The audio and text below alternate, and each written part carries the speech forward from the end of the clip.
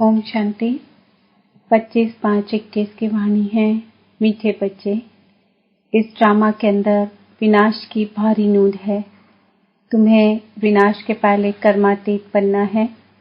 प्रश्न: बाप के किन शब्दों की कशिश सन्मुख पे बहुत होती है? उत्तर: बाप जब कहते तुम मेरे बच्चे हो तो इन शब्दों की कशिश सम्मुख में बहुत होती है। सन्मुख सुनने से बहुत अच्छा लगता है। मधुबन सब बच्चों को आकर्षित करता है क्योंकि यहाँ है ईश्वरीय परिवार। यहाँ ब्राह्मणों का संगठन है। ब्राह्मण आपस में ज्ञान की ही लेन देन करते हैं। गीत: हमारे तीर्थ न्यारे हैं। ओम शांति। बच्चे जानते हैं कि हम अविनाशी यात्रा अथवा रूहानी यात्रा पर जा रहे हैं, जिस यात्रा से हम लौटकर मृत्यु लोक में नहीं आएंगे। मनुष्य तो यह बात जानते ही नहीं कि ऐसी यात्रा भी कोई होती है जहां से कभी लौटकर आना ना पड़े। तुम लक्की स्टार्स को भी पता पड़ा है। यह पक्का याद करना है। हम आत्माएं पार्ट बजाती है। उस नाटक में ऐसे नहीं कहेंगे कि मुझ आत्मा ने यह वस्त्र पहनकर पार्ट बजाया, अब घर जाते हैं। वो तो अपने को शरीर ही समझते हैं। यहाँ तुम बच्चों को ज्ञान है, हम आत्मा हैं। यह शरीर रूपी कपड़ा छोड़ फिर दूसरा जाकर लेंगे।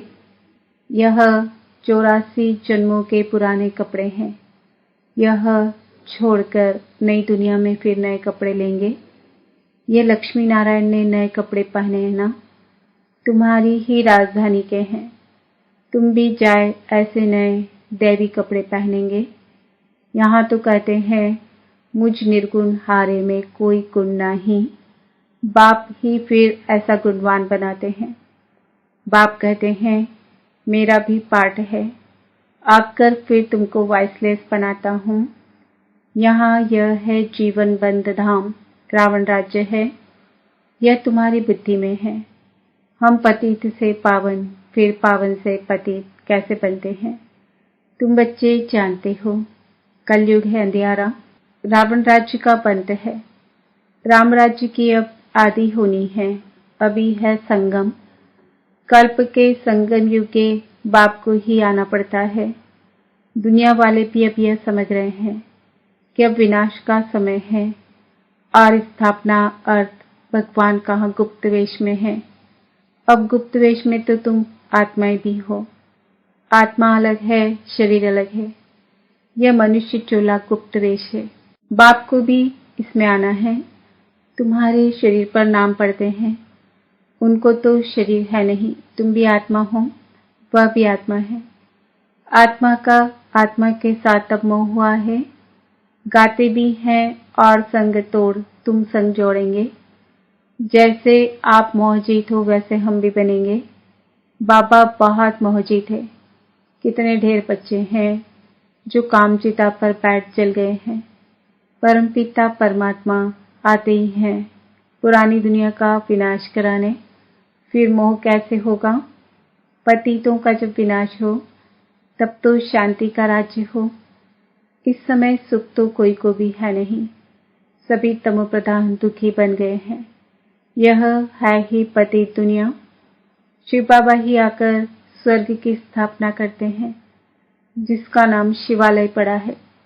शिव बाबा ने देवताओं की राजधानी स्थापन की। वह है चैतन्य शिवालय। और वह शिवालय जिसमें शिव का चित्र है वो तो जड़ हो गया। अभी तुम समझ गए हो कि लक्ष्मी नारायण बरोबर स्वर्ग के मालिक थे, पूज्य थे। अब फिर पूज्य बन रहे हैं। तुमको अभी ज्ञान है। तुम लक्ष्मी नारायण के मंदिर में जाकर उनको माथा नहीं टेकेंगे।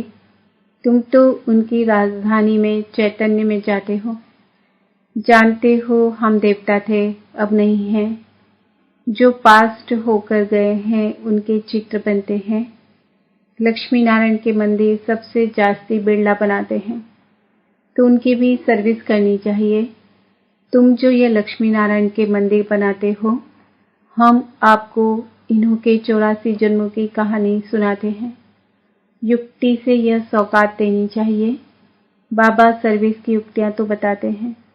माताएं जाकर बोले, आप उनके मंदिर तो बनाते हो, परंतु उनकी जीवन कहानी को जानते नहीं। हम जानते हैं और समझा भी सकते हैं। यह तो जानते हो हम शिव बाबा की संतान हैं। आत्मा को ज्ञान है, सन्मुख सुनने से अच्छा लगता है। शिव बाबा कहते, बच्चे तुम मेरे हो, तुमने 84 जन्मों का पाठ बजाया है। तुम जन्म मरण में आते हो, मैं नहीं आता हूँ। मैं पुनर्जन्म नहीं लेता हूँ, अजन्मा भी नहीं हूँ। आता हूँ परंतु बूढ़े तन में प्रवेश करता हूँ। तुम आत्मा छोटे बच्चे के शरीर में प्रवेश करती हो, मैं परमधाम से आता हूँ नीचे पाठ बजाने। मैं भिखारी के गर्भ में नहीं आता हूँ। मुझे कहते हो त्वमेव माता पिता त्वमेव, मेरा कोई माँ बाप हो ना सके, मैं सिर्फ शरीर का आधार ले पाठ बजाता हूँ। तुम मुझे बुलाते हो दुख हरकर सुख देने के लिए। अब सन्मुख आया हूँ, आत्माओं से बात कर रहे हैं। यहाँ तो सब ब्राह्मण ही हैं। तुम बाहर जाते हो तो हंस और बगीले हो जाते हो। मधुबन में तुमको संग ही ब्राह्मणों का है। आपस में ज्ञान की चिटचिटी करेंगे। हम अपनी राजधानी स्थापन कर रहे हैं। बाबा आया हुआ है। एक दो को यह युक्ति बाप को याद करने की बताते रहो। भोजन पर भी एक दो को इशारा देते रहो कि बाप को याद करो। बहुत बड़ा संगठन है ना, वहाँ तो विकारी साथ में रहते हैं तो उनकी कशिश होती है। यहाँ तो किसकी कशिश नहीं होती। वॉरियर्स के साथ रहते हैं। तुम्हारा कुटुंब यह है, बुद्धि में यही रहता है। जो कोई मिले उनको बाप का परिचय दे कि भगवान को याद करते रहो। दो बाप है ना, लौकिक बाप होते भी भगवान को याद करते हो ना, वो लौकिक फादर हैं। लौकिक फादर को गॉड फादर नहीं कहेंगे। यह है पारलौकिक बाप, जरूर गॉड फादर से वर्षा मिलता होगा। ऐसे ऐसे भू भू करते रहो। तुम ब्राह्मण हो ना, सन्यासी भी भू भू करते हैं ना। इस दुनिया का सुख कागजिस्ता के समान है, कितना दुख है। वह तो है हठ योगी, निवृत्ति मार्ग वाले, उनका धर्म ही अलग है। तुम जानते हो सतयुग में हम कितना सुखी पवित्र रहते हैं। भारत प्रवृत्ति मार्ग का था, देवी देवताओं का राज्य था। जो पवित्र थे वही पतित बने हैं। पुकारते भी रहते हैं, है पतित पावन आओ, और फिर कह देते परमात्मा सर्वव्यापी है। हम जाकर ज्योति ज्योत समाएंगे। पुनर्जन्म को भी नहीं मानते हैं। अनेक मत है ना। दिन प्रतिदिन वृद्धि होती रहती है। यह भी बताया है कि सन्यासियों की वृद्धि कैसे होती है। नांगों की भी वृद्धि होती है। जिसका जो धर्म है उसमें ही रहने से फिर अंतमति सुगति हो जाती है। जिसका जो जास्ती अभ्यास करते हैं, जैसे कोई शास्त्र आदि पढ़ते हैं, तो अंतमति सुगति, फिर छोटेपन में ही शास्त्र कंठ हो जाते हैं। अभी बाप कहते हैं मैं फलाना हूँ, यह सब देह अभिमान की बातें छोड़ दो। अपने को अशरीरी आत्मा समझो और बाप को याद करो। इस शरीर को देखते हुए भी नहीं देखो। देह सहित देह के जो संबंध आदि हैं सबको छोड़ो। अपने को आत्मा निश्चय करो, परमात्मा को याद करो। इसमें टाइम बहुत लगता है। माया याद करने नहीं देती है, नहीं तो वानप्रस्थी के लिए बहुत सहज है। बाप खुद कहते हैं अभी तुम छोटे बड़े सबकी वानप्रस्थ अवस्था है। एक तरफ विनाश भी होता रहेगा, दूसरी तरफ जन्म भी लेते रहेंगे। पुनर्जन्म लेना होगा तो आ जाएंगे। बच्चे भी पैदा होंगे, फिर विनाश भी हो जाएगा। यह तो तुम जानते हो। कोई गर्भ में होंगे, कोई कहाँ, सब खत्म हो जाएंगे। सब अपना हिसाब चुकता कर वापस जाएंगे। हिसाब किताब रहा हुआ होगा तो अच्छी रीति सजाएं खानी पड़ेंगी। फिर वह भी हल्का हो जाएगा। ऐसे नहीं कि योग में भी रहो और पाप भी करते रहो। कई बच्चे एक तरफ चार्ट भी लिखते रहते और फिर कहते माया ने मुंह काला कर दिया, माया ने हरा दिया, तो कच्चा कहेंगे ना। तो बाप समझाते हैं कि तुम ऐसे समझो कि हम थोड़े दिन यहाँ हैं, फिर चले जाएंगे। इन सब का विनाश हो रहा है। बाप कहते हैं मुझे याद करो तो विकर्म विनाश होंगे। अपना चार्ट देखते रहो। हम कितनों को रास्ता बताते हैं और पुरुषार्थ कराते हैं। तन मन धन से रूहानी सेवा में मददगार बनना पड़े। कहते हैं मन को मन नहीं कर सकते, आत्मा तो है ही शांत। हम आत्मा अपने परम धाम में जाकर बैठेंगी। कोई दुनिया का संकल्प नहीं आएगा। ऐसे नहीं कि आंखें बंद कर अनकॉन्शियस सोना है। ऐसे बहुत सीखते भी हैं। 10-15 दिन अनकॉन्शियस भी हो जाते हैं। ये अभ्यास करते हैं, फिर इतने समय बाद जाग जाएंगे। जैसे टाइम बॉम्ब्स होते हैं तो उनका भी टाइम होता है। ये इतने घंटे बाद फटेंगे। तुम बच्चों को पता है हम योग लगा रहे हैं। जब तमो प्रधान किचड़ा निकलेगा, हम सतो प्रधान बन जाएंगे, तो फिर इस शरीर को छोड़ देंगे। हम अभी योग की यात्रा पर हैं। टाइम मिला हुआ है, फिर ये शरीर छोड़ना ही है, फिर सब खत्म हो जाएगा। टाइम लूंधा हुआ है, फिर पिछाड़ी में मच्छरों सदृश शरीर छोड़ेंगे। विनाश होगा, तुम कर्मातीत अवस्था को पाएंगे, फिर विनाश शुरू हो जाएगा। विनाश का बड़ा भारी सीन है। यह ड्रामा में भारी नून है। तुम जानते हो हमारी अवस्था एक रस रहेगी, खुशी में सदैव हर्षित रहेंगे। यह दुनिया तो खलास होनी ही है। जानते हैं कल्प कल्प संगम युग होता है, तब विनाश होता है। सिर्फ बॉम्ब्स नहीं, नेचुरल कैलेमिटीज भी मदद करती है। तो बच्चों को यह बुद्धि में रहना चाहिए, अभी हमको जाना है।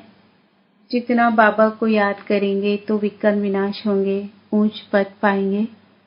चैरिटी बिगिंस एट होम, कोशिश करना चाहिए।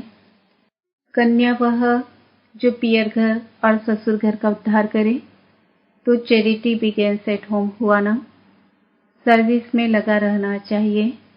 शिव बाबा कहते हैं मुझे याद करो तो वर्षा मिलेगा। सीधी बात है। मुझ अल्प को याद करोगे तो स्वर्ग का वर्षा तुम्हारा है। विश्व के मालिक तुम बन जाएंगे। अब वर्षा पाना है तो मुझे याद करो। बच्चों का फर्ज है यह पैगाम देना। आगे भी दिया था। बताना है विनाश सामने खड़ा है। कलयुग के बाद सतयुग आएगा। बाप ही आकर वर्षा देते हैं। रावण नरकवासी बनाते हैं, बाप आकर स्वर्गवासी बनाते हैं। कहानी भारत की है। भारतवासियों को खड़ा करना है। पहले शिव के मंदिर में जाकर समझाना है। यह बाप नई सृष्टि रचने वाला है। कहते हैं मुझे याद करो तो तुम्हारे भी कर्म विनाश हो। यह निराकार बाप आए हुए हैं। ब्रह्मा द्वारा स्वर्ग की स्थापना कर रहे हैं। अब बाप और वर्षे को याद करो। 84 जन्म पूरे हुए हैं। अब हम आपको बताते हैं। अब मानो न मानो तुम्हारी मर्जी। बातें तो बड़ी अच्छी है। बाप ही दुख हरता सुख करता है। थोड़ा ही समझाया, यह चला। यह है तुम्हारा धंधा। मेहनत तो कुछ है नहीं, सिर्फ मुख से बोलना है। बाप कहते हैं मुझे याद करो।